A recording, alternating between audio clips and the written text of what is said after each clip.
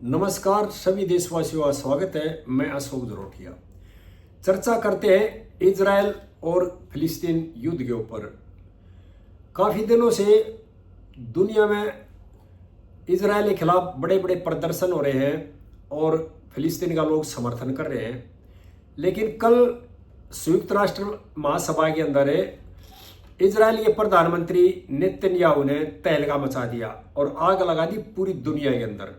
Netanyahu ने जैसे ही भाषण देना शुरू किया, मुस्लिम कई देश और कई पश्चिमी देश के जो नुमाइंदे थे वे बहिष्कार करके महासभा से उठकर चले गए।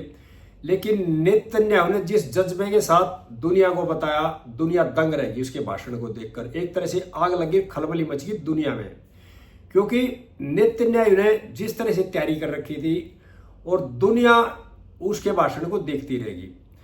नेतन्याहू ने जैसे भाषण देना शुरू किया और कई लोगों ने उनके खिलाफ नारे लगाने शुरू किए, उसके बाद नेतन्याहू ने नक्शा निकाला और नक्शा दिखा दिखा करके दुनिया को समझा कि हमने ये काम किए। नेतन्याहू ने नक्शे के आधार पर बताया कि गाजा से हमने सिनसिन वार को खत्म कर दिया है, लेबनान से जो हसन नसरुल्लाह है उसको खत्म कर दिया है, यमन से जो हुती है वे आधे खत्म कर दिए हैं, और सीरिया से जो असद की सरकार है उसको खत्म कर दिया है। ईरान के जो प्रमुख सैन्य कमांडर थे, जो प्रमुख परमाणु वैज्ञानिक थे, वे हमने खत्म कर दिए हैं। इराक में कुछ आतंकवादी बैठे हुए हैं लेकिन वे डरे हुए हैं, अगर उन्होंने हमारे खिलाफ कोई हरकत की तो उनको भी बिल्कुल समाप्त कर दिया जाएगा। और हमारी लड़ाई जब तक जारी रहेगी जब तक हमारा मकसद पूरा नहीं हो जाता। और भाषण के दौरान नेतन्याहू और उनकी एजेंसियों ने एक ऐसा खेल किया कि दुनिया देखती रहेगी, दंग रहेगी उनकी तकनीकी को देख करके भी। नेतन्याहू ने अपनी चेस्ट के ऊपर एक QR कोड लगा रखा था और उस QR कोड के द्वारा उसका नेतन्याहू का जो भाषण था वो आतंकवादियों को सुनाएगा और फिलिस्तीन, गाजा, यमन, हुती सब उनको सुनाएगा। और गाजा को इजराइल की फौज ने चारों तरफ से घेर रखा था और फौज ने लाउड स्पीकर लगा रखे थे और लाउड स्पीकरों में जो भाषण दे रहे थे नेतन्याहू महासभा में, उसका डायरेक्ट ब्रॉडकास्ट किया गया, यानी कि उसका सुनवाई वहां पे की गई। और जितने भी एक खेल और किया था इजराइल की एजेंसियों ने कि जब नेतन्याहू ने भाषण देना शुरू किया तो फिलिस्तीन के, हुती के और सीरिया के, यानी जो भी आतंकवादी थे बैठे हुए थे, उनके तमाम फोन हाईजैक किए गए और तमाम फोनों पर ऑटोमेटिक नेतन्याहू का भाषण का प्रसारण शुरू हो गया, यानी कि सभी फोनों को हैक किया गया। और जैसे ही नेतन्याहू का भाषण शुरू हुआ तो तमाम जो आतंकवादियों के फोन थे, वहां की आम जनता के फोन थे, सबके फोनों में उनका भाषण ऑटोमेटिक प्रसारण होना शुरू हो गया था। और जो सेना ने गाजा को घेर करके जो लाउड स्पीकर लगे थे, उन लाउड स्पीकरों पे भी भाषण का प्रसारण शुरू हो गया।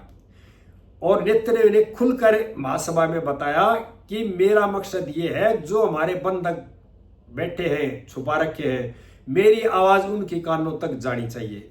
और उन्होंने बताया कि जो बंधक बना रखे हैं हम उनको छुड़ाने के लिए पूरी कोशिश कर रहे हैं, हम हाथ पर हाथ धर के बैठे हुए नहीं हैं। और बंधकों से अपील की, आपको डरने की जरूरत है, हम पूरी कोशिश कर रहे हैं आपको छुड़वाने की। आप ये मत समझना कि इजराइल की सरकार हाथ पर हाथ धर के बैठी हुई है और कोई कोशिश नहीं कर रही है, हमारी पूरी कोशिश है।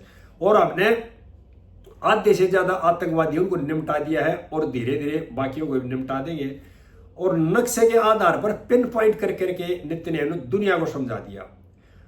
और नेतन्याहू ने अपने भाषण में एक बात और बताई दुनिया की, जो लोग हमारे पर जो हमला हुआ था 7 अक्टूबर को, उसको दुनिया भूल गई है। और अब गाजा के और फिलिस्तीन के समर्थन में जो लोग, जो देश आकर खड़े हो गए हैं, वो एक तरह से आतंकवादियों को खुला समर्थन दे रहे हैं।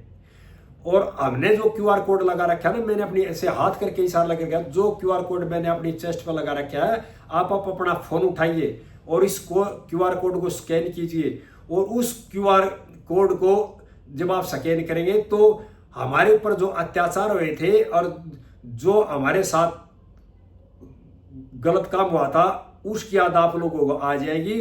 और इसलिए हमने क्यूआर कोड अपनी चेस्ट पर लगा रखा है जो कि हम इस हमले को भूलने नहीं है। 7 अक्टूबर को हमला हुआ था हमारे पर और इसलिए हमारी लड़ाई जायज है और हम इस लड़ाई को जब तक जारी रखेंगे जब तक हम अपने मकसद में कामयाब नहीं हो जाते।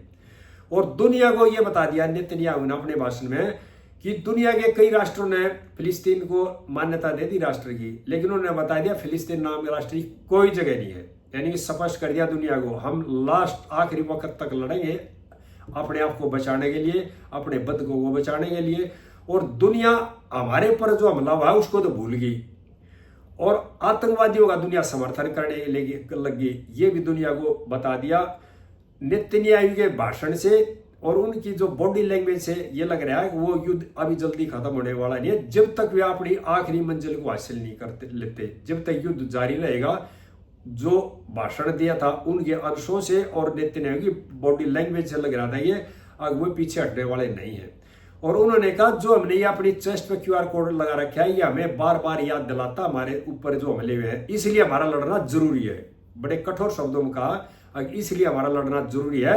और ये क्यूआर कोड हमने इसलिए बनाया कि उस हमले को भूलना चाहिए। दुनिया तो भूल गई लेकिन हम नहीं भूल रहे, ये क्यूआर कोड हमें याद दिलाता रहेगा इस हमले को भी हमारा लड़ना जायज है।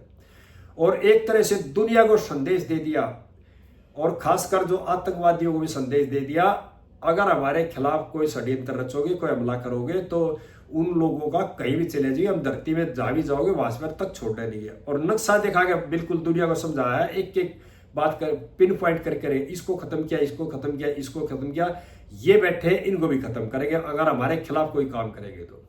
सभी देशवासियों से प्रार्थना है इस वीडियो को ज्यादा से ज्यादा भाइयों को शेयर करें। आगे इस तरह की बातें भाइयों को फिर बताता रहूंगा। और सभी भाइयों से प्रार्थना है जिसने मेरा चैनल सब्सक्राइब नहीं किया इसको भाई सब्सक्राइब भी कर देना और भाई वीडियो को हाई भी करते रहिए। जय देशवासियों।